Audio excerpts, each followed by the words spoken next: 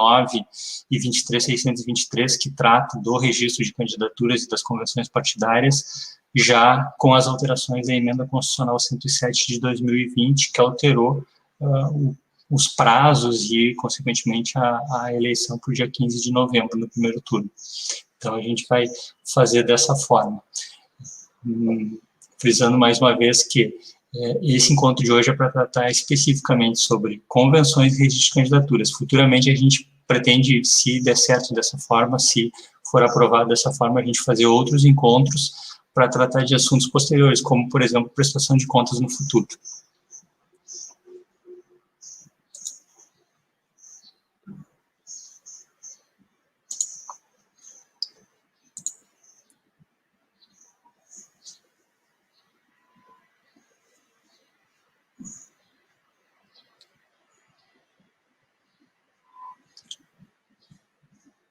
Bom, então vamos começar a apresentação.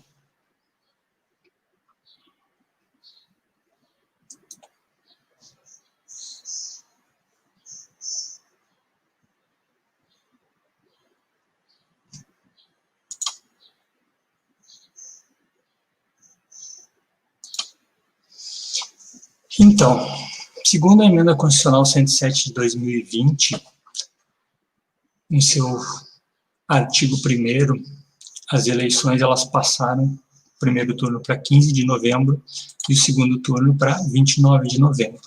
As convenções, como todos devem saber, elas estão autorizadas a iniciar agora no dia 31 de agosto, indo até o dia 16 de setembro.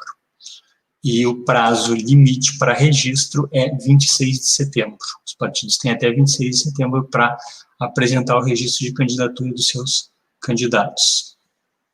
A propaganda eleitoral ela vai iniciar após 26 de setembro. Então, dia 27 de setembro, nós temos o início da propaganda eleitoral.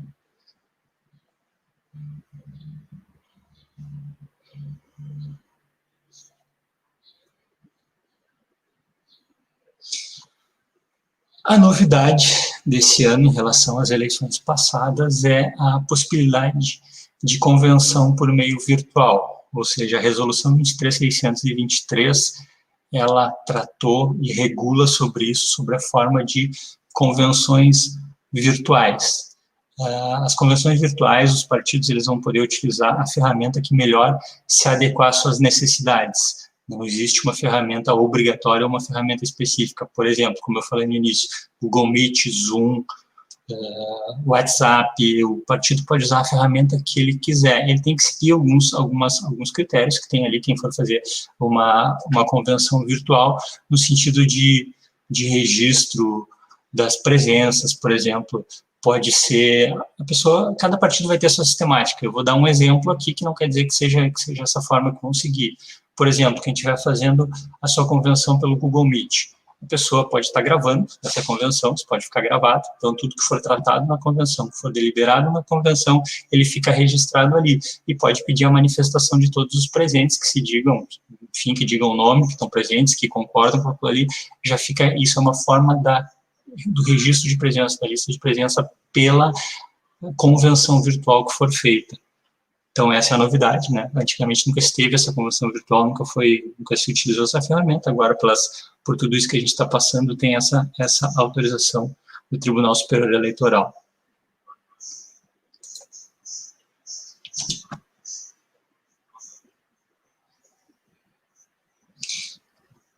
Então, os principais objetivos da convenção. Para que serve uma convenção partidária? Vocês sabem tanto quanto nós, ou melhor do que nós, qual é o objetivo de uma convenção partidária. Primeiro, deliberar sobre a participação nas eleições majoritária ou na proporcional, ou em ambas. Se o partido vai ter candidato a prefeito, a vereador, só prefeito, só para vereador, ou se vai ter candidato para as duas. Deliberar sobre a formação de coligação na majoritária. Esse ano também, todos sabem, não se tem mais coligação para proporcional, ou seja, para vereador os partidos concorrem de forma isolada, não tem coligação mais para vereadores, então cada um vai ter os seus candidatos, podendo se coligar na majoritária. escolha dos candidatos, obviamente, a convenção para a escolha dos candidatos, ou para a homologação. A gente sabe que muitos partidos já têm essa decisão tomada, e a convenção ela é uma forma prevista em lei de homologação desses candidatos. Os candidatos vão ser homologados. Muitos partidos pode ser que não ocupem a quantidade total de vagas que eles terão direito, de candidatos que eles têm direito a colocar. Então, eles vão ter uma convenção para homologar, por exemplo, 9 candidatos. Se algum não for escolhido nessa convenção, não tiver alguma rejeição, isso vai ser colocado na convenção, mas é a escolha de candidatos. No caso de coligação, a convenção ela também serve para escolha dos representantes, do representante da coligação ou dos delegados. Então, o partido decide se coligar para prefeito com mais 1, 2, 3, 5, 6 partidos, enfim, o número de partidos que vai ter a coligação. Essa coligação, ela deve ter um representante ou, no caso dos municípios aqui do juízo eleitoral, seriam 3 delegados. A gente vai falar um pouco mais sobre isso depois. Mas a coligação, já antecipando, ela funciona como se fosse um partido, independente do número de partidos que tem, enquanto existe a coligação, ela age como se um partido único fosse. Em relação ao livro ata, tá, ou a ata de convenção, o sistema de candidaturas, o módulo externo do sistema de candidaturas, o Candex, ele vai funcionar esse ano como livro ata da convenção virtual, ou da convenção presencial também. Tá?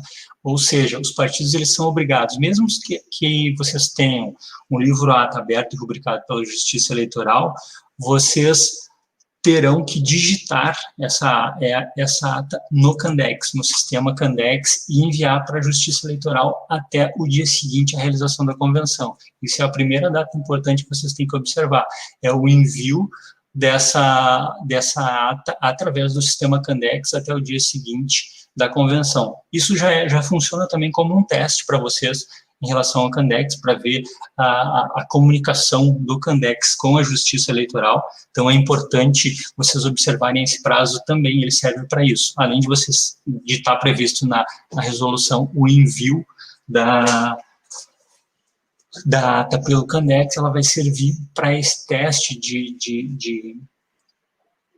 do sistema, se vai estar funcionando, se vão enviar, se vai estar tudo certinho.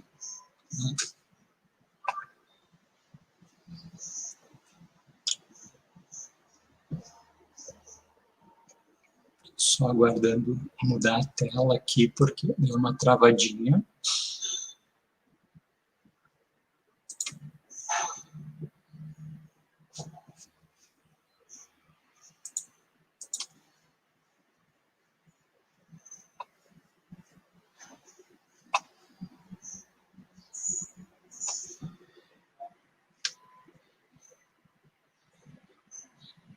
Eu não sei se é a minha conexão aqui que travou, porque a tela...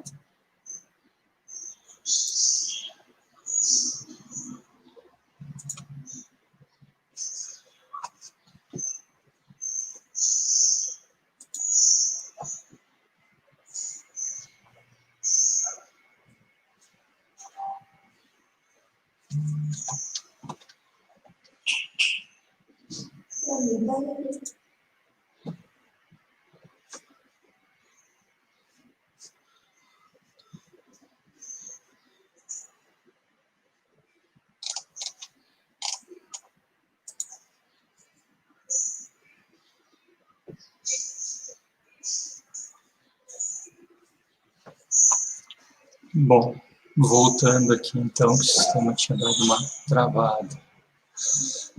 O que deve conter a ata? A ata deve conter o local, data e hora da convenção, identificação e qualificação de quem presidiu a convenção, deliberação para quais cargos o partido vai concorrer, como eu coloquei antes, vai concorrer para prefeito e vereador, se vai concorrer só para prefeito, se vai concorrer só para vereadores. Caso de coligação, O nome, se já tiver definido o nome da coligação, é interessante que conste no registro de candidaturas, na ata. Então, se já tiver esse nome definido, já é bom constar. Todos os partidos que vão compor essa coligação. O representante da coligação, se já é indicado. E mesmo que seja de outro partido. Então, se já tiver definido isso, a coligação vai ser composta pelos partidos X, Y e Z, o representante vai ser o fulano, é bom que já conste isso na ata de convenção de todos os partidos que vão participar. Nada impede que conste de forma mais genérica na coligação de que o representante será indicado pelo partido X. Já está deixando livre para o partido X indicar o representante da coligação, por exemplo. Também não tem esse problema, mas tem que ter a menção a isso, de que forma a coligação será representada, se ela será representada por uma pessoa, um representante, ou se ela será representada por 3 delegados. Isso é critério e escolha de vocês. A relação, obviamente, dos candidatos, que são os que serão escolhidos na convenção, com a indicação do cargo ao qual vai concorrer, quem vai para prefeito, quem vai para vereador, o número atribuído, nesse caso, basicamente, a questão do vereador, prefeito é o número do partido que concorre, mas os vereadores, o número com que esses candidatos vão concorrer, o nome completo do candidato, o nome que vai para a urna, lembrando que é até 30 caracteres que a urna aceita, incluindo-se os espaços, né? A inscrição eleitoral, ou seja, o número do título, o CPF e o gênero. O gênero, ele é conforme está cadastrado, conforme consta no cadastro eleitoral. Então, a pessoa vai indicar lá no Candex o gênero que está de acordo com o que ele solicitou para a gente ali no cartório eleitoral. Uma observação importante é a leitura do artigo 7º da Resolução 23.609 de 2019, que ela pormenoriza ali tudo que precisa ter na ata. Então, isso aqui que eu coloquei, eu tirei lá do artigo 7º. Então, vocês lá no artigo 7º, vocês podem pegar e vão ter tudo isso de forma discriminada lá.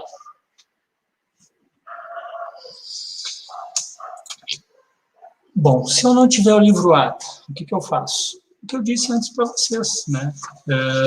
A gente, agora o Candex vai funcionar como livro ata, não necessariamente o partido precise ter o livro ata. Seja a convenção de vocês de forma virtual ou de forma presencial, vocês vão utilizar o Candex. O detalhe aqui é em relação à questão das assinaturas, que a gente estava com... A gente teve alguns questionamentos em relação a isso, porque a resolução 23.609, ela fala que as assinaturas da lista de presença, ela deve constar no livro ata aberto pela Justiça Eleitoral.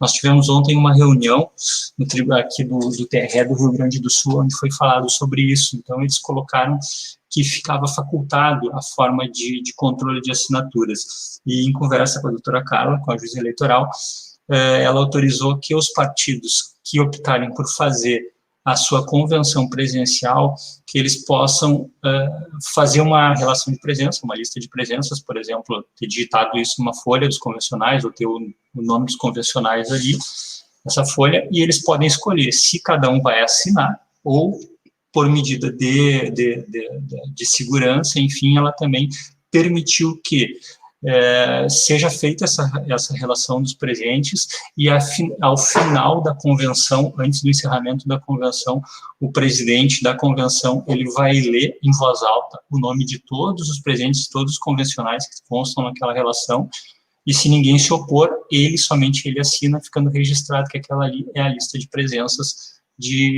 da convenção. Isso tudo em função do que a gente está passando agora, da pandemia, então teve que ser essa flexibilização.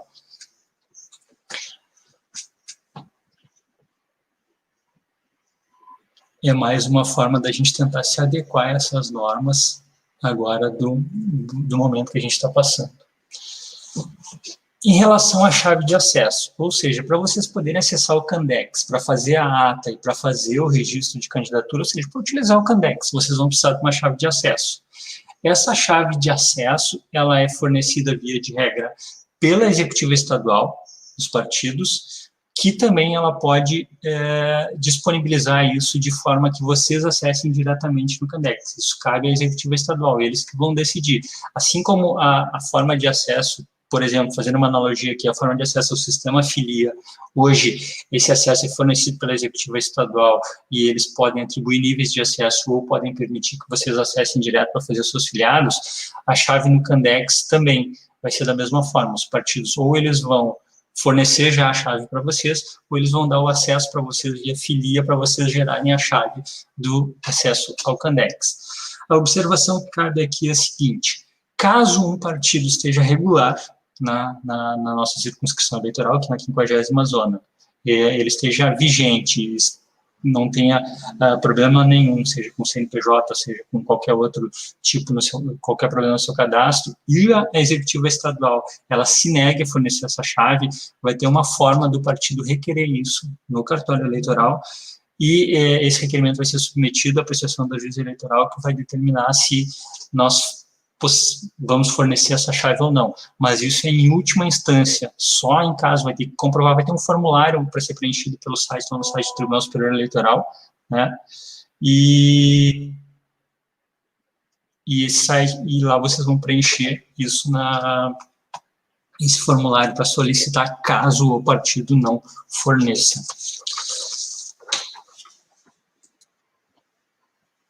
Eu estou recebendo aqui uma informação de que não está ficando legível para vocês os slides que a gente está projetando. Não sei se é em função da cor, talvez, mas até gostaria que se manifestassem se realmente não está. O que o partido precisa, então, para participar da eleição? Ele precisa ter um estatuto registrado no TSE, ou seja, a executiva, o partido tem que existir. O que é o estatuto registrado no TSE? Para existir o partido, ele tem que ter o estatuto registrado no TSE. Prestação de contas ou regularização das contas não prestadas, que é uma coisa importante que os partidos observem, embora não seja um fator impeditivo, mas é importante que observem. E órgão de direção municipal constituído até a data da convenção. Hoje nós temos, para vocês terem uma ideia, nós temos 56 executivas ou comissões provisórias ativas aqui na 50ª zona eleitoral. Então, é bastante partido, nós imaginamos que tenhamos bastante candidatos também. Por isso, também é importante aqueles partidos que já têm a sua convenção marcada, agora para os próximos dias, assim que tiverem tudo pronto com os registros de candidaturas dos candidatos que encaminhem. Esses partidos vão estar correndo na frente, vão ter algumas vantagens, vamos colocar assim, porque quem deixar para o final, o sistema pode congestionar no final, como sempre. Vocês sabem, quem deixou para a última hora no filia ali, por exemplo, lá em abril, teve problema de acesso. Não tem como se comportar, é um sistema único no Tribunal Superior Eleitoral para todo o Brasil, são mais de 5.000 municípios, multiplica isso pelo número de partidos que vão estar usando o sistema. Então, a gente recomenda, assim que vocês conseguirem, que vocês já enviem as convenções de vocês, os candidatos de vocês escolhidos em convenção. Em relação à denominação da convenção, da coligação, o que não pode? Não pode incluir, coincidir ou fazer referência a nome do candidato ou número. Por exemplo, o partido é número 88, a coligação vai ter o número 88, não pode. A coligação ela tem que ter um nome. E não pode conter pedido de voto também. Isso é o que não pode. Se as coligações não observarem isso, elas serão indeferidas ou serão notificadas para que troquem o seu nome. Como eu coloquei antes, ali, como é que pode ser representada a coligação?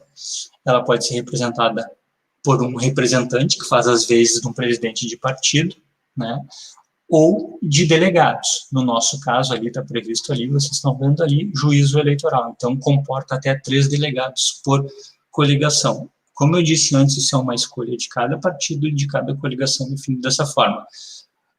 Como sugestão, a gente sempre coloca como sugestão, se vocês tiverem um representante, um único, isso normalmente agiliza porque o trato com essa pessoa, a comunicação com esse representante da coligação acaba sendo mais rápido, mais fácil do que tendo 3 delegados. Às vezes, qualquer coisa que vocês precisarem, se for 3 delegados, vocês vão ter que ter a assinatura dos 3. daqui um pouco um desses três não está no município, não está na cidade, ou está, sei lá, no interior fazendo campanha, ou o que seja, os municípios que tem, como São Jerônimo, tem uma extensão rural grande, Barão do Triunfo, General Câmara, que são os que mais têm extensão rural, daqui um pouco vocês vão precisar de alguma coisa com urgência e não vão ter essa pessoa para assinar. Por isso, normalmente, ter um representante, às vezes, agiliza, facilita o trato com a justiça eleitoral.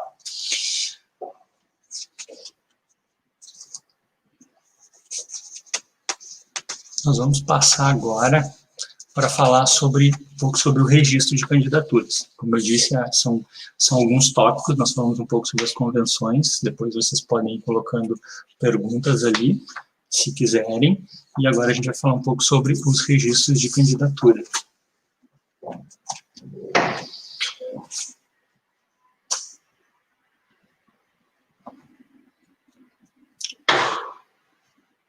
Nós vamos começar falando sobre as condições de elegibilidade previstas na Constituição Federal, lá no artigo 14. Então, isso aqui é básico para a pessoa ser candidata, poder ser candidata. Nacionalidade brasileira, pleno exercício dos direitos políticos, alistamento eleitoral, domicílio eleitoral na circunscrição 6 meses antes, e esses 6 meses são considerados 4 de abril, ou seja, é considerado lá em abril, mesmo que a eleição tenha sido prorrogada, os prazos, quando da edição da Emenda Constitucional 107, os prazos que já haviam vencidos, esses prazos eles não foram alterados, então prazos vencidos permaneceram aqueles prazos que eram. Então, em relação ao domicílio eleitoral e a filiação partidária, se mantém os 6 meses antes, que é 4 de abril, considerado 4 de abril de 2020. A idade mínima prevista para o cargo, no momento do registro da candidatura, ou seja, por caso de vereador, o candidato tem que ter 18 anos no dia do registro de candidatura dele, no dia que está da convenção, desculpa, que entra a convenção, se eu não estou enganado, ali pelo artigo 14 da Constituição. E a quitação eleitoral. A quitação eleitoral, ela abrange desde ter sempre votado, ter atendido as convocações da Justiça Eleitoral. A gente vai falar agora no próximo slide sobre isso, sobre o que abrange a quitação eleitoral.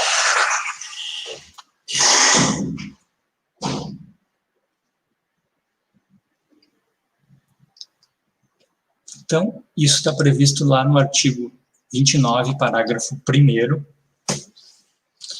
E, primeiro, plenitude do gozo dos direitos políticos. O que é a plenitude do gozo dos direitos políticos? É a pessoa ter a sua capacidade ativa e passiva, ou seja, o candidato ele tem que poder votar e ser votado.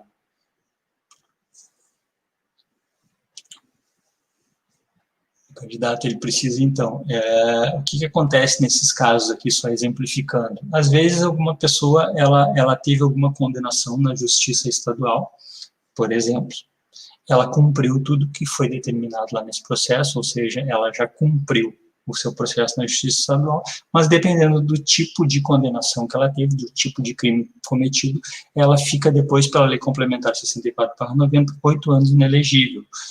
Então, ela tem essa capacidade ativa, ou seja, ela pode votar, mas ela não pode ser votada por 8 anos. Isso é só um exemplo em relação à questão dos direitos políticos. Regular exercício do voto, como eu disse para vocês antes também, então isso é uma das coisas, a pessoa tem que ter sempre votado, não pode ter deixado de votar ou de justificar nenhuma vez. Atendimento às convocações eleitorais, ou seja, aquelas pessoas que tenham sido convocadas para mesário e que não tenham comparecido ou que não tenham justificado o não atendimento a essa convocação também. Inexistência de multas aplicadas em caráter definitivo. E essas multas são desde multa por não ter votado também, ou outras multas que a pessoa tem. Isso não pode, ela tem que ter já pago e quitado esse débito com a Justiça Eleitoral no momento do seu registro de candidatura. Até o momento do seu registro de candidatura, ela não pode ter nenhuma pendência nesse sentido com a Justiça Eleitoral. E a apresentação das contas de campanha. Aqui a gente fala daquelas pessoas que foram candidatas em eleições anteriores. Vamos pegar 2016, que foi a última eleição municipal. Quem foi candidato em 2016 e não prestou contas no prazo previsto na resolução da prestação de contas lá da eleição de 2016, essa pessoa, ela foi notificada para em 72 horas prestar contas. Se nesse prazo de 72 horas ela não prestou contas, o que dizia a resolução lá de 2016? Dizia que a pessoa ficava inelegível pelo período do mandato ao qual ela concorreu.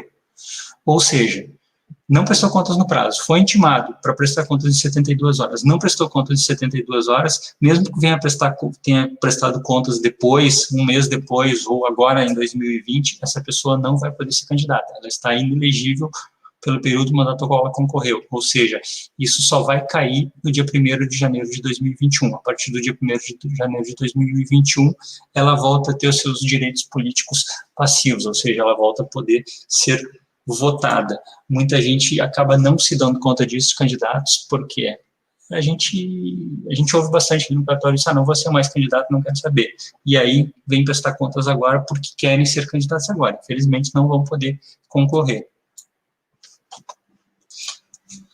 Inelegibilidade reflexa, isso também está previsto na Constituição Federal, só para falar um pouquinho sobre isso, o que é inelegibilidade reflexa. Ela atinge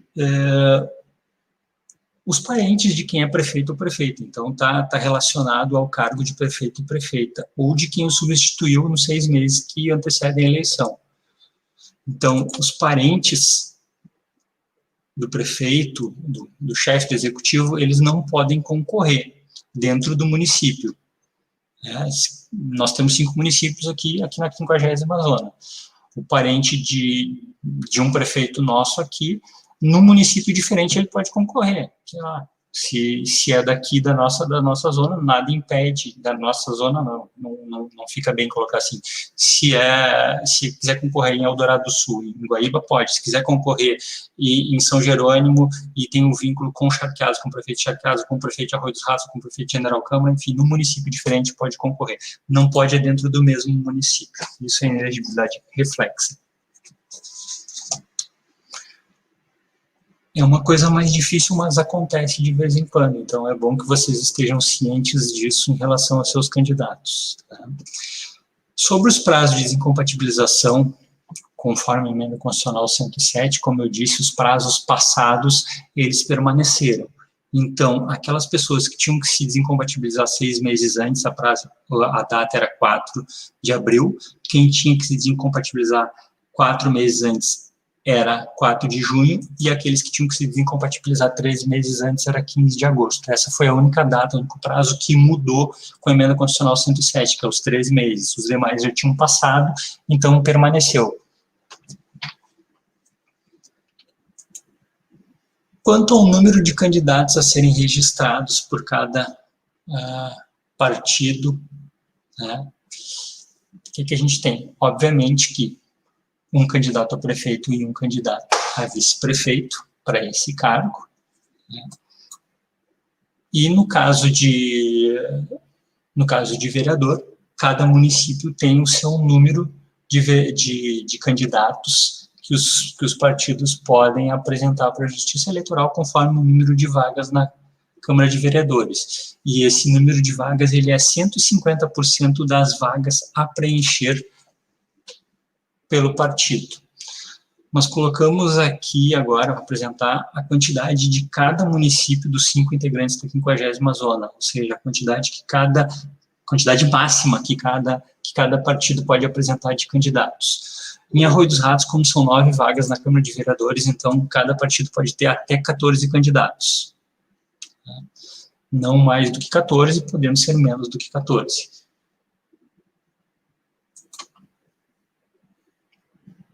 Barão do Triunfo a mesma coisa, porque também a Câmara de Vereadores é composta por 9 vereadores, são 9 cadeiras, então pode ter um número máximo de 14 vagas apresentadas, 14 candidatos cada partido. Charqueadas, que tem 13 vereadores, 13 cadeiras na Câmara de Vereadores, cada partido pode apresentar até 20 candidatos. General Câmara, 14.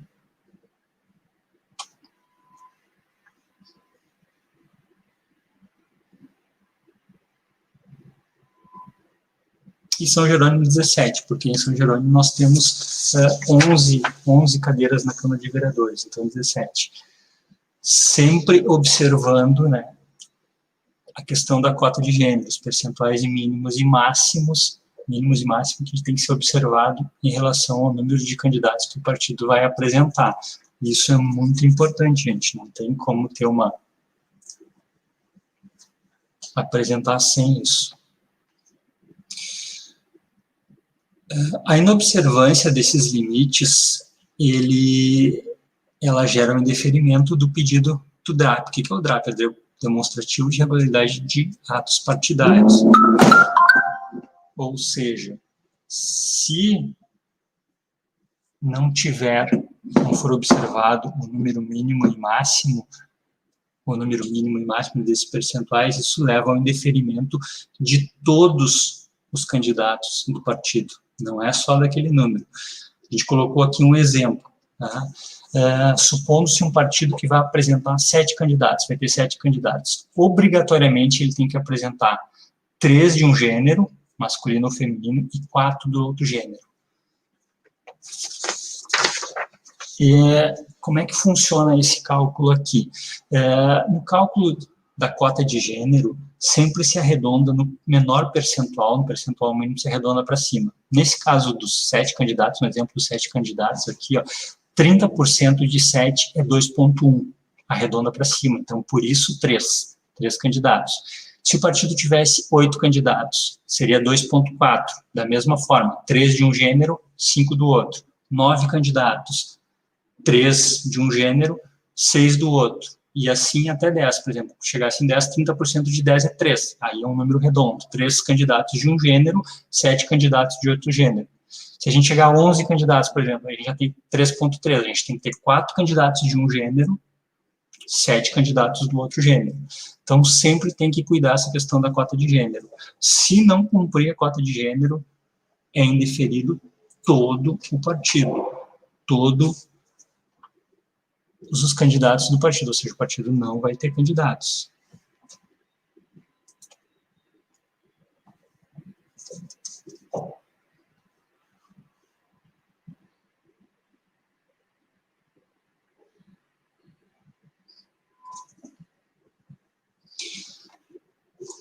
Em relação ao pedido de registro, então, feita a convenção de vocês lá, definido tudo, vocês digitado tudo no Candex, colocaram todos os documentos que precisa lá no Candex, vocês vão enviar esse pedido pela internet. Esse ano vocês não precisam ir no cartório eleitoral, se deslocar até o cartório eleitoral para entregar a documentação. Vocês só vão nos entregar tudo via online, assim, vão remeter tudo pela internet. E qual é o prazo? Vocês têm até às 23h59 do dia 25 de novembro para enviar isso pela internet. Quem não cumprir esse prazo, quem não observar esse prazo, ainda vai ter o último dia, que é o dia 26. Nesse dia não tem mais como enviar pela internet daí. Então, o dia 26, que é um sábado, o cartório vai estar aberto, a gente ainda não sabe o horário determinado de abertura, a gente sabe o horário de fechamento. 19 horas a gente vai fechar o cartório. Então, aqueles partidos que deixarem para a última hora, que não conseguirem enviar pela internet até as 23h59 do dia 25 de nove, terão até as 19 horas do dia 26. Só que cuidem, isso aqui é uma coisa muito arriscada vocês deixarem para o último dia e para a última hora, principalmente quando envolve outros municípios, né, que não seja São Jerônimo aqui, porque gravar num pendrive, se chegar aqui e o sistema não reconhecer, a gente não tem como receber, e vocês vão ter que voltar lá, ou vão ter que gravar novamente isso em pendrive, e vocês podem perder o prazo e não ter candidatos. Então, recomendo que não deixem para o dia 26, não deixem para a última hora, tentem utilizar a internet, tentem transmitir pelo Candex, vocês têm isso é muito mais fácil no meu ponto de vista também, não precisa se deslocar até o cartório eleitoral para entregar um pendrive, vocês vão ter que deixar esse pendrive, vai ficar no cartório, ele não é devolvido também, frisando isso.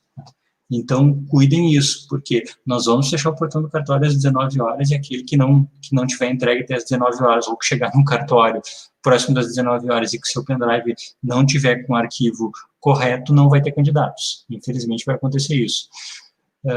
Por exemplo, o que pode acontecer? o arquivo que é gerado pelo sistema, ele não pode ser alterado em nada. Se ele tiver uma letra alterada, ele gera um nome todo cheio de... É como se fosse um código, letras e números ali. Se vocês alterarem, por exemplo, para pedido de registros do partido X, a gente não vai conseguir receber. Não adianta. Então, se deslocou até o cartório para entregar e chega ali, está no último dia, não vai conseguir entregar. Então, isso também já fica a dica, quando vocês gravarem o arquivo de vocês, não alterem o nome dele. Deixem o nome que o sistema coloca ali, tem que estar com esse nome para a gente poder receber, porque senão o sistema não recebe.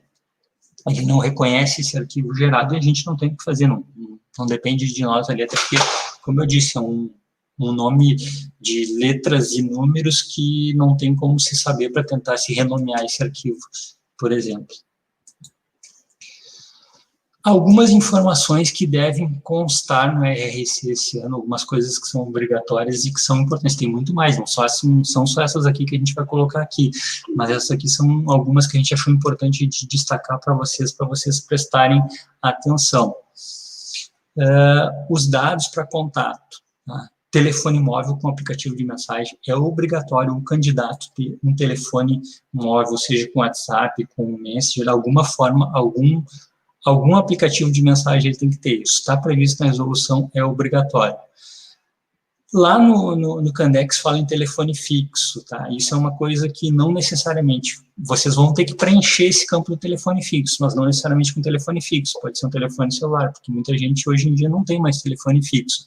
Então, pode ser, mas tem que preencher esse campo com algum número de telefone.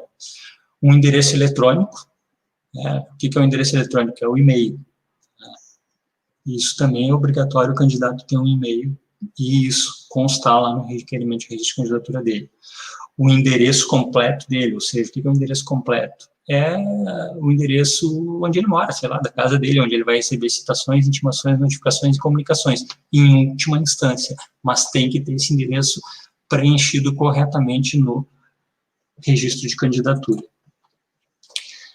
Esses candidatos, depois de vocês preencherem isso, vocês vão imprimir, obviamente, vocês têm que imprimir todos esses relatórios, vocês não vão levar esses relatórios impressos para nós, mas vocês vão dar para os candidatos de vocês assinarem, porque vocês têm que guardar essa documentação. Então, ali eles vão estar assinando, vai ter essa declaração de ciência de que ele deverá prestar contas à Justiça Eleitoral, por exemplo. Entre outras coisas, ele vai assinar, ele vai estar declarando que ele sabe que ele tem que acessar o WhatsApp dele, que ele tem que ver o WhatsApp dele, por exemplo, que ele tem que acessar um mural eletrônico, que ele tem que ver o e-mail dele, tudo isso é responsabilidade do candidato, de vocês e do candidato, aí é uma combinação de cada partido, mas a partir do momento que vocês enviam o requerimento de registro de candidatura, o candidato está anuindo isso, ele está concordando com isso, de que ele sabe de todas as obrigações dele, as responsabilidades que ele tem nesse sentido de observar isso. E esse ano vai ser tudo muito ágil, então é muito importante que vocês se programem dessa forma. A gente vai falar um pouquinho agora das certidões que têm que ser apresentadas. Alguns partidos já estão, eu sei que a gente conversa com alguns partidos, já estão providenciando os seus pré-candidatos todas essas certidões, e recomendo que vocês já façam isso, peguem os dados dos seus pré-candidatos, entrem na internet e vão baixando as certidões dele, tem uma pasta lá no seu computador, que vai fazer o registro de candidatura, e vão baixando esses arquivos lá, essas certidões, para agilizar isso para vocês depois, porque são vários candidatos que vocês têm e várias certidões que vocês precisam apresentar no registro de candidatura. Aqui a gente vai apresentar, por exemplo, da Justiça Federal. De todas as justiças são de primeiro e segundo grau, qual o candidato, digamos, esteja vinculado, mas para todo mundo, independente de cargo que ocupe ou não, tem que apresentar certidões da Justiça Federal e da Justiça Estadual, de primeiro e segundo grau. A da Justiça Federal, coloquei um endereço aqui onde pode acessar essas certidões, e da Justiça Federal, ela é muito fácil de tirar a certidão para essa questão do registro de candidatura. Eu fiz aquele box vermelho que vocês devem estar vendo ali no slide, porque ela já diz a certidão tipo de fins eleitoral, para a lei da ficha limpa, fins eleitorais. Então, primeiro e segundo grau, aquelas duas certidões ali tem que marcar, tem que tirar aquelas duas certidões da Justiça Federal, para todos os candidatos de vocês. Tá? Então, a Justiça Federal, acessando o site, já emite direto. Elas estão saindo sem validade, sem prazo de validade essas certidões, então elas podem ser emitidas hoje mesmo que o partido vá ter a sua convenção lá no último dia previsto, que é daqui a praticamente 20 dias quase. Então, não tem problema de vocês já emitirem isso agora ou já terem emitido ao longo do mês de agosto essas certidões. Em relação às certidões da Justiça Estadual, tá, também podem ser retiradas pelo site, não precisa ir até o fórum solicitar certidões, vocês vão retirar pelo site. Aqui tem a página da Justiça Estadual, onde tem as certidões ali. Eu marquei ali só para exemplificar as certidões que precisam ser retiradas pelos candidatos, né? São também certidões de primeiro e segundo grau. Então, vocês vão ter ali a certidão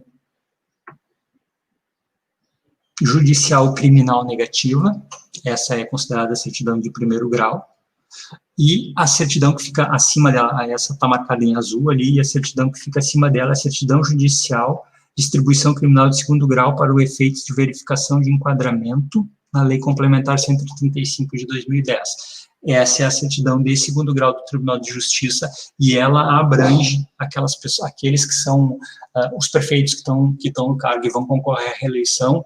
Os prefeitos, eles são julgados em crimes pela 4ª Câmara do TJ. Então, essa certidão já abrange, caso eles tenham algum processo lá no Tribunal de Justiça, já abrange a sair. Em eleições passadas, tinham que apresentar uma certidão específica da 4ª Câmara lá do TJ.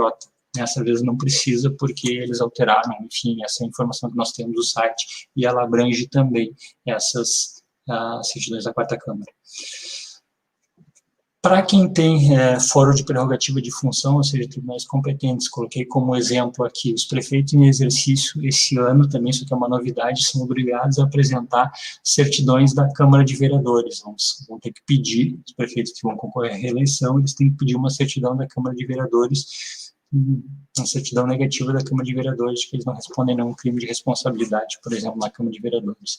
E aqueles que são militares, também é um outro exemplo, eles vão ter que pegar certidões junto à Justiça Militar, certidões de primeiro e de segundo grau, junto à Justiça Militar, para anexar lá no seu registro de candidaturas. É obrigatório isso, porque senão é indeferido o registro de candidaturas se a pessoa não apresentar essas certidões. Aqui a gente faz um alerta no caso das candidaturas laranjas, justamente em função daquela questão que a gente estava falando da cota de gênero. Isso foi identificado muito em eleições passadas, a questão de candidaturas laranjas, né? Então, isso é uma coisa muito séria, que ele pode levar à cassação da chapa inteira, ou seja, como a gente colocou, pode levar a inviabilizar a candidatura de todos os candidatos do partido. É considerado fraude a cota de gênero, então se a pessoa, por exemplo, colocar errado ali, a gente vai identificar isso, obviamente, vai fazer o batimento com o cadastro eleitoral, não adianta simplesmente marcar lá no Candex de uma forma para tentar burlar essa questão da cota de gênero, na hora do batimento do sistema isso vai ser identificado. Né? Existem outras formas disso ser identificado também, a questão de levar a fraude, né, na cota de gênero para o total, ou seja, voltando ali ao termo candidaturas laranjas. Existe um caso paradigma que é considerado, que é do TRE, acho que do Piauí, que foi julgado pelo TSE, onde, mesmo após a eleição, né, um partido, no caso lá em 2016, ainda era a coligação teve todos os seus candidatos considerados inaptos, ou seja, o registro cassado desses candidatos. Por quê?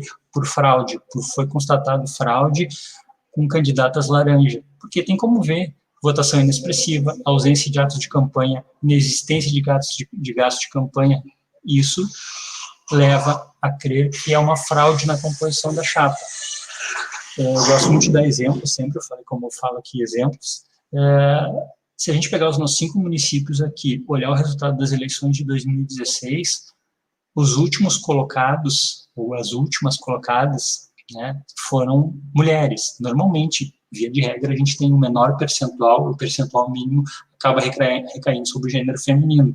Não que isso seja a obrigatoriedade, não, mas é que na prática acontece de ser o menor percentual seu feminino.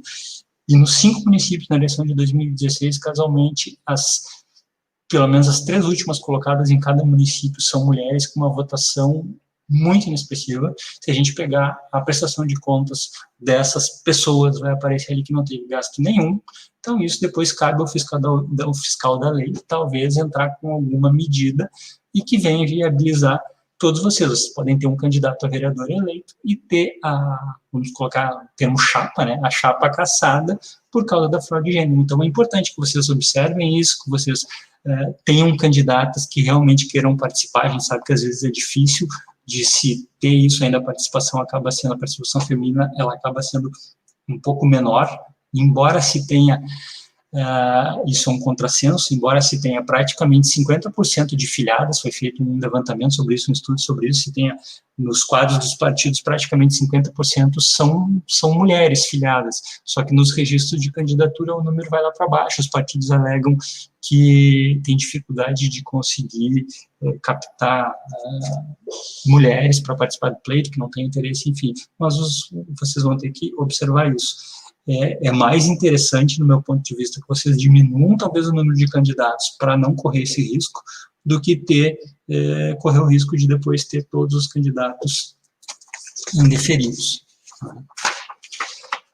Em relação ainda à questão da cota de gênero, eu acho importante colocar assim, ó, a partir do momento que entrar o registro de candidatura na Justiça Eleitoral e que ele for julgado, se tiver uma pessoa que for considerada inapta, ou seja, que tiver o seu registro de candidatura indeferido, isso afeta o percentual da cota de gênero. Vocês têm que cuidar disso também, porque depois pode dar problema depois. Claro que essa pessoa pode ser substituída, tem que cuidar os prazos. Então, isso é uma coisa para a gente falar mais adiante. Mas já fica o alerta aqui, porque em caso de indeferimento, essa pessoa, isso afeta todos os candidatos. Por isso, mais uma vez, é importante que vocês tenham um controle dos seus pré-candidatos, que vocês vejam se eles estão todos em situação regular, se eles podem concorrer, já evitando um problema lá no futuro. Aqui a gente coloca algumas dicas, nós consideramos importantes aqui, para vocês observarem. A digitação no Candex, elas são várias coisas que precisam ser digitadas, várias abas, vários dados que precisam ser preenchidos, então isso leva tempo, isso não é rápido. Não deixem para a última hora, já vão, a partir da convenção de vocês, já vão preenchendo os dados no Candex. O Candex já está disponível, como eu coloquei lá no grupo lá dos partidos, no grupo do WhatsApp, para aqueles que participam, que escolheram participar, ninguém é obrigado a participar. Então, já coloquei lá o caminho, vocês têm como baixar esse programa e já ir trabalhando nele, se quiserem, cadastrando o partido ali, por exemplo. Tá? Então, não deixe para a última hora, porque é bastante coisa. Mais uma vez aqui a gente reforça, lembre-se que o prazo encerra às 19 horas do dia 26, e que o envio pela internet é até o dia 25 às 23h59. Não esqueçam disso daqui, porque, como eu disse, é muita coisa para vocês fazerem e para conferir. Sempre é bom ter 2 pessoas, pelo menos. Às vezes uma pessoa, a gente digita de um jeito e não vê aquele erro, a outra pessoa já enxerga, já facilita para vocês, evita de vocês terem uma notificação, responder depois e ter que estar correndo atrás de alguma documentação de algum candidato que seja de mais difícil acesso. As intimações e comunicações. Aqui a gente fala nos processos de registro, mas isso vai valer para todo o processo eleitoral. Mas como a gente está falando aqui de registro de candidatura, vai se dar pelo mural eletrônico. A partir do dia 26 de setembro, o meio oficial de comunicação da Justiça Eleitoral com os partidos é o mural eletrônico, e é pela simples disponibilização. Se tiver uma impugnação no registro de candidatura, a gente vai colocar no mural eletrônico, começou a contar o prazo. Se está disponibilizado no mural eletrônico, começou a contar o prazo. Faltou um documento, alguma coisa que não está de acordo, vai ser colocado notificação no mural eletrônico para apresentar aí em 3 dias. Se não olhar e não apresentar, perdeu o prazo. Não tem o que fazer. Então, vocês vão ter que se adequar a isso nessa questão do mural eletrônico. Caso o mural eletrônico não esteja funcionando, ele esteja por algum problema técnico fora do ar, vai ser, aí a gente segue a previsão da resolução. A gente vai intimar, citar, notificar, enfim, por WhatsApp. Esse é o primeiro. Ou depois, também o WhatsApp tendo problema, tendo algum problema de comunicação, que a gente não esteja com acesso ao WhatsApp, aí a gente passa para o e-mail. Mas na questão do WhatsApp, o que eu quero frisar aqui para vocês? Que simplesmente o envio, nós enviamos por WhatsApp, tá? Para vocês. A partir do momento que der aquelas... a gente chama os 2 palitinhos, digamos assim, da confirmação da entrega da mensagem, para nós é considerado entregue. Não precisa ter a leitura, até porque tem algumas pessoas que desabilitam essa função de ficar azul da leitura no WhatsApp. Então, nós enviamos uma notificação, nós enviamos uma intimação por WhatsApp, por exemplo, claro, o meio primordial é o mural eletrônico, mas a gente enviou pelo WhatsApp e o sistema nos informou que foi entregue a mensagem para o destinatário lá, é considerado intimado, notificado e o prazo está correndo. Então, volto àquilo que a gente estava colocando lá no início da importância de se programarem para olhar. Os candidatos estão assinando, estão se responsabilizando por estar acessando esses canais para saber se tem ou não alguma coisa. E assim vai, tem as outras formas previstas aqui, não vou estar discorrendo sobre elas, né? Estou aqui para não ficar perdendo tempo. Mas o mural eletrônico, então, vai ser o nosso principal canal de comunicação, tá? Aqui a gente coloca assim, para vocês diariamente acessarem o mural eletrônico. E aqui vai da organização de cada partido. Daqui um pouco, o partido vai ter uma pessoa responsável por todo dia, sei lá, às 19 horas, acessar o mural eletrônico para ver se teve alguma publicação naquele dia. Ou o candidato vai se responsabilizar por todo dia entrar. Isso não cabe a nós. Isso aqui a gente só está colocando para vocês observarem aqui, né? E lembrando que a partir do dia 26 de setembro, os prazos da Justiça Eleitoral não se interrompem mais em sábados, domingos e feriados. Então, todos os dias são considerados dias úteis para a Justiça Eleitoral. Se o prazo vencer no sábado, ele está vencendo no sábado, porque nós vamos estar trabalhando no sábado para dar andamento, para receber, para intimar, para notificar, fazer o que tiver que ser feito. Embora hoje em dia vai ser basicamente pelo processo judicial eletrônico, os advogados têm que ter essa questão do processo judicial eletrônico, tem que ter o acesso ao PJE, né? Mas é importante que vocês estejam atentos a isso, que os prazos não se suspendam, né? Certificar que cadastraram corretamente os números de telefone e celular, depois também não adianta dizer, mas o número está errado, por isso que eu não recebi. Isso é um problema de quem cadastrou. Vocês enviaram para nós e nós estamos utilizando aquele número cadastrado ali.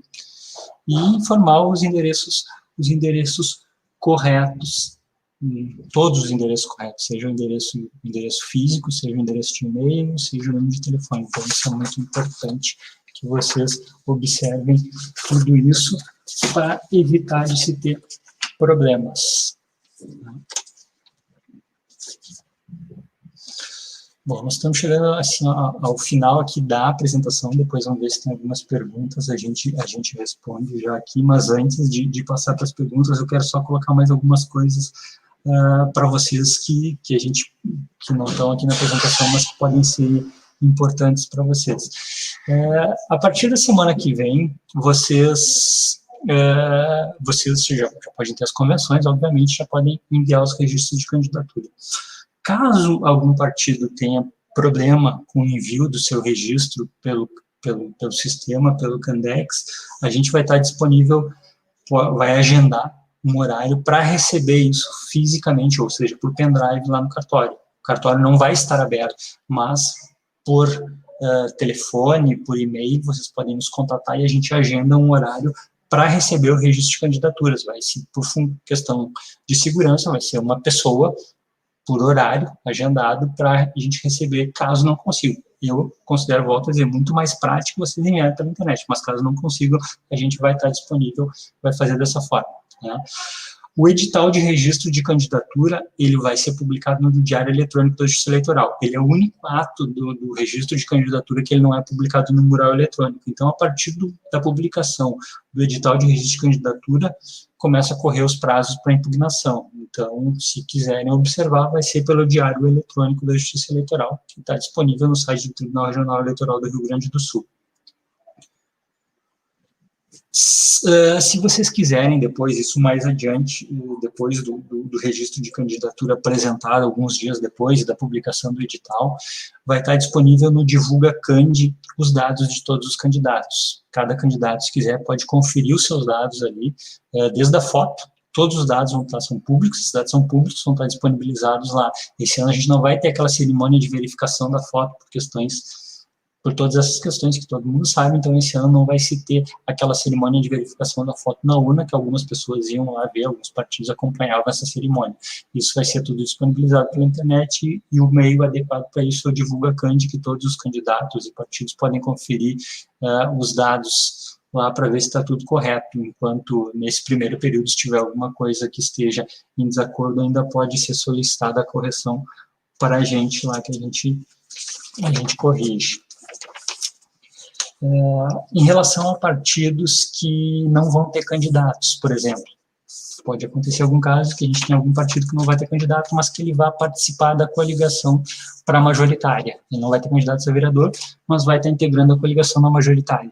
Esse partido, ele é obrigado a ter uma convenção dizendo que não vai ter candidato, mas que vai integrar a coligação X, que vai participar da coligação X na majoritária, e ele tem que enviar essa ata pelo Candex também. Ele não está dispensado disso, eu não tenho candidato, eu só vou estar apoiando, nos que usam o termo apoiando, vou estar só apoiando a coligação X ali. Se ele apoiar formalmente, ou seja, se ele constar na coligação, ele tem que ter a convenção e ele tem que enviar a ata pelo Candex para a gente.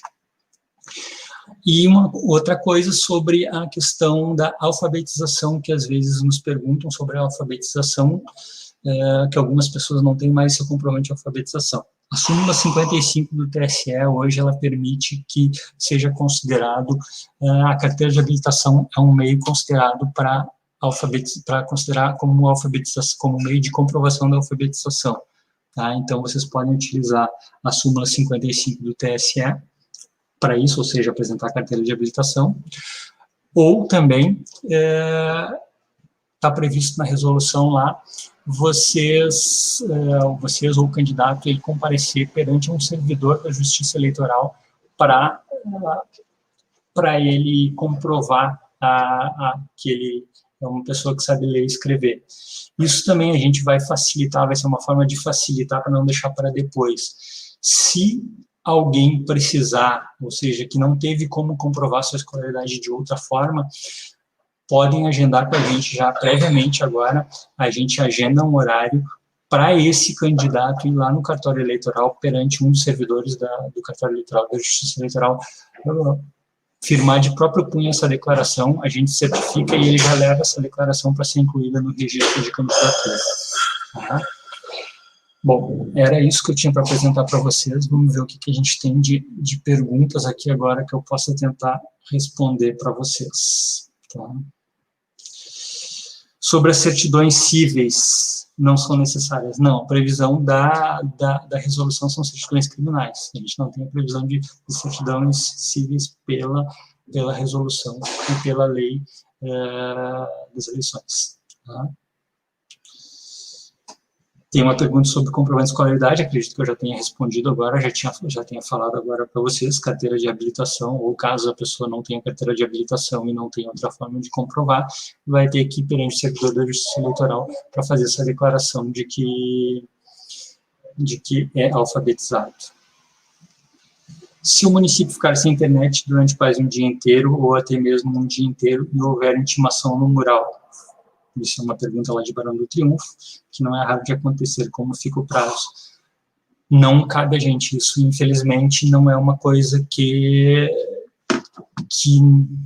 a gente vá. Nós não temos como saber que os nossos 5 municípios ficaram sem internet. Para nós, o que vale, como eu coloquei, é a disponibilização no mural eletrônico. A gente publicou no mural eletrônico, é considerado intimado e o prazo começou a correr. Tá? Isso é a orientação que nós temos.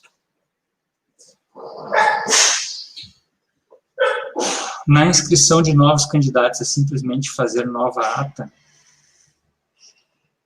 Como assim a inscrição de novos candidatos? Poderia ser mais claro na pergunta, por favor? Imagino que seja, talvez, a gente tem o caso de preenchimento de vagas que sobraram, que não foram preenchidas, a gente tem a questão de substituição. Qual é o caso? Isso tem que, se puder esclarecer, por favor. Tem mais uma aqui, ó. Após realizada a convenção, pode fazer a inscrição de novos candidatos que ainda existem vagas? Sim, são as vagas remanescentes, é o que eu estava falando agora, são consideradas vagas remanescentes. O partido pode fazer o preenchimento dessas vagas, não lembro de cabeça agora, tem que pegar o cronograma eleitoral ali para ver até que dia o partido tem para fazer o uso dessa questão do preenchimento de vagas remanescentes. Isso não tem uma nova convenção, não é uma nova convenção que é feita para deliberar, para decidir sobre vagas remanescentes. Cada partido tem uma previsão no seu estatuto, não vou entrar nisso aqui agora, mas é uma forma mais simples de deliberar. Teve a convenção, na convenção não se preencheu a totalidade das vagas, seja 14, 17 ou 20, conforme o município, como eu coloquei na apresentação, o partido pode depois fazer o uso das vagas remanescentes através de uma deliberação de uma forma mais simples.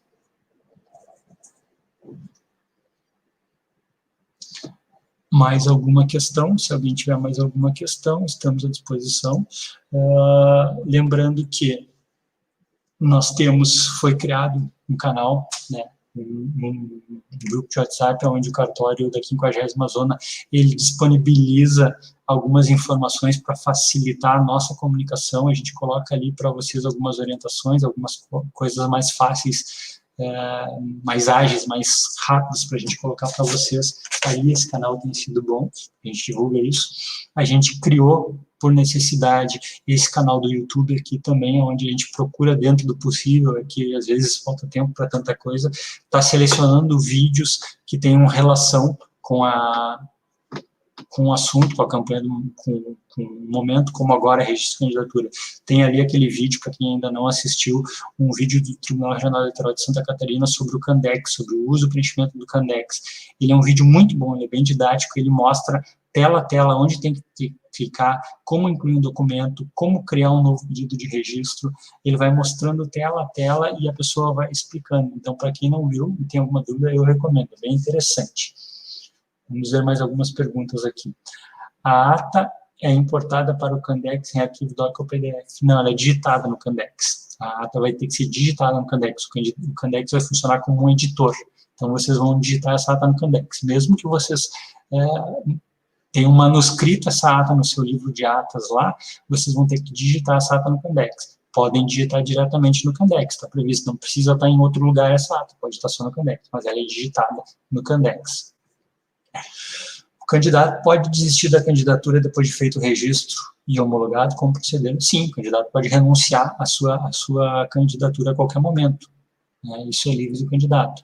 A única coisa que cabe colocar nesse caso de renúncia é o seguinte: a partir do momento da homologação do registro de candidaturas, entrou o registro de candidaturas no cartório eleitoral e teve a homologação desse registro, o candidato é obrigado a prestar contas, mesmo que sem movimento. Digamos que ele venha renunciar uma semana depois de ter apresentado seu registro de candidaturas. Ele fica obrigado a apresentar a prestação de contas lá depois da eleição. Ele não se exime dessa obrigação da prestação de contas. Dúvidas que forem surgindo no WhatsApp. Certidão da Câmara do Prefeito. Qual a resolução e o artigo? Na resolução 23.609, ali nos artigos, ali que tem essa previsão de foro de prerrogativa de função. Então, é em função disso que os candidatos, porque os prefeitos têm que apresentar essa certidão da Câmara. Pede endereço da página de internet, seria somente site? A resolução, ela fala ali em um site. Se o candidato tiver um site onde ele vai divulgar a sua campanha, ele é obrigado a informar isso no registro de candidaturas. Tá? Então, não é que seja obrigado a ter um site, mas caso o candidato tenha um site ou já tenha previsão, quando começar a campanha, de ter um site, porque hoje em dia muitas das campanhas serão dessa forma virtual, acredito eu. Então, é obrigado a comunicar ao cartório eleitoral que aquele é o site oficial dele. Isso até é uma forma não é uma forma de fiscalização, mas é uma forma da Justiça Eleitoral verificar, porque às vezes pode entrar o candidato fez uma campanha, digamos assim, indevida, só que aquele site não é dele, alguém criou algum site falso. Então, se ele disser, não, mas o meu site que eu comuniquei a Justiça Eleitoral está aqui, é o site tal. Então, também serve para isso. Né? Rede social não precisa informar. Não lembro ali da resolução se fala em Facebook. Vou ser bem sincero, não lembro. Estou pensando em rede social, penso em Facebook, por exemplo. Tá? Existem outras, mas usando o Facebook como exemplo, eu não lembro da resolução. Teria que dar uma olhada na resolução mesmo para ver se tem isso. Lista de presença precisa ser com assinatura. Foi o que eu coloquei ali lá na apresentação. Acabou tendo uma flexibilização, a resolução 23.623 acabou flexibilizando essa questão da convenção mesmo que presencial, da questão das assinaturas. Vocês podem usar várias sistemáticas para esse registro de candidatura. Se for virtual, como eu disse, pode ser a gravação, pode ser print de tela, enfim, alguma forma que comprove que aquelas pessoas participaram da convenção. Tá? Na presencial, vocês têm, conforme eu coloquei ali, conforme autorizado pela Justiça Eleitoral, vocês podem fazer essa relação dos convencionais, dos presentes, e cada um assinar, se quiser, do lado, se vocês acharem que é necessário, que é válido, ou, ao final da convenção, o presidente vai pegar e vai ler o nome de todos os presentes, isso fica registrado, obrigatoriamente vocês têm que informar no Candex ali a lista de presenças, vocês têm que digitar os presentes. O presidente da convenção, ele lê o nome de todos, se ninguém se opuser, dizer, não, mas o fulano não está presente, o nome dele não está presente, por exemplo. Né? Só o presidente assina essa lista dos presentes, porque ele é o presidente da convenção e vai ser aceito pela Justiça Eleitoral, assinado por ele, desde que conste em ata que foi feito dessa forma. Tá? Em relação ao CNPJ, qual o prazo de emissão? Bom, o CNPJ é emitido pela Receita Federal. A partir do momento que entrar o registro de candidaturas na Justiça Eleitoral, normalmente, por via de regra, de noite, de madrugada, o sistema da Justiça Eleitoral ele transmite para a Receita Federal os dados do candidato, e a Receita Federal tem um prazo de até 3 dias para a emissão desse CNPJ, se eu não estou enganado. Tá? Se os dados estiverem todos certos, se tudo conferir, se tudo bater, 3 dias depois o candidato tem o seu CNPJ. E o CNPJ é algo imprescindível para que ele comece a sua campanha. Não tem como encomendar a confecção de algum panfleto, por exemplo, sem o CNPJ. Não tem como abrir a conta bancária, que é algo obrigatório para todas as aberturas de conta bancária, sem o CNPJ.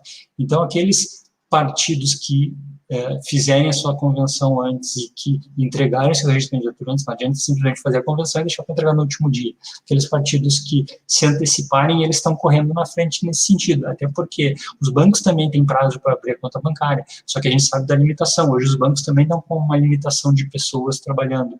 Então não adianta vir dizer para a Justiça Eleitoral, tá, mas eu entreguei no banco, o banco não cumpriu o prazo previsto. O banco talvez vai justificar para nós que, olha, nós estamos esperando receber em torno de 500 candidatos aqui na 50ª zona. Então, o banco não vai justificar receber tantos. Eu não tenho como abrir todas essas contas de todo mundo. Então, quem está correndo na frente já está ganhando tempo nisso também. É toda uma estrutura envolvida que não é só da Justiça Eleitoral. E tem coisas que nós temos ingerência, tem outras coisas que nós não temos, e tem coisas que a gente também tem que usar o bom senso para o que for possível. Obviamente que a lei flexibilize para isso, não quer dizer que para tudo. Né? Se o partido não tiver candidato nem na majoritária nem na proporcional, mas quer fazer parte da coligação, tem que realizar convenção? Sim, tem que realizar convenção. Se ele for constar o nome do partido lá na convenção, na coligação do prefeito, lá, o partido X não vai ter candidato, nem para prefeito nem para vereador, mas ele vai estar integrando a coligação do prefeito, e ele tem que fazer uma convenção deliberando sobre a participação nessa coligação, e enviar essa ata pelo Candex, como eu coloquei antes. Então, é obrigatório ter a convenção, sim.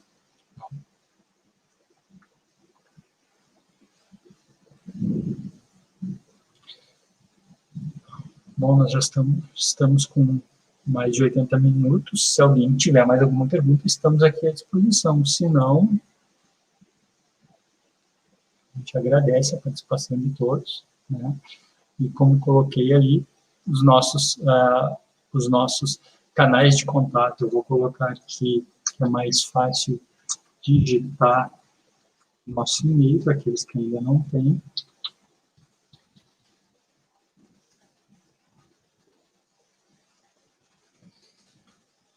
Então, nosso canal é o e-mail, o telefone, vocês podem nos ligar também, o telefone celular, né? Vocês podem nos ligar para esclarecer alguma dúvida. E o WhatsApp, que é o mesmo telefone celular, ali às vezes é mais fácil, enfim, a gente fica à disposição da forma que vocês acharem mais adequado nos contatarem.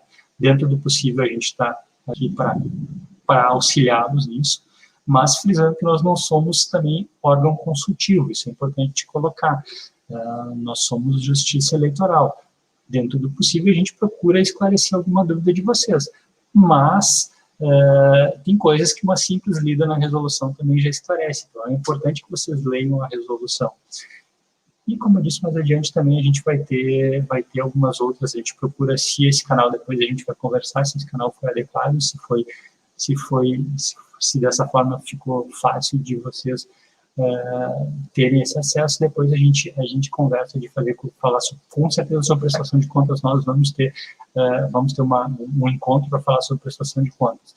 Sobre essa apresentação de hoje, isso vai ficar disponível lá no canal do YouTube também, acredito eu, tá? Vou dizer isso porque é tudo muito novo, eu me obriguei a aprender sobre YouTube em função da eleição, não tinha canal no YouTube, não sou adepto de redes sociais, não tenho nem Facebook, então eu me obriguei a isso, ver uma ferramenta que conseguisse apresentar, a apresentação não ficou da melhor forma possível, eu sei disso, tinha um pouquinho de delay, mas a gente tentou aqui para ficar da melhor forma possível para vocês, e essa apresentação de hoje, pelo que eu vi ali, ela fica gravada no canal do YouTube, se depois quiserem acessar e olhar, fiquem à vontade.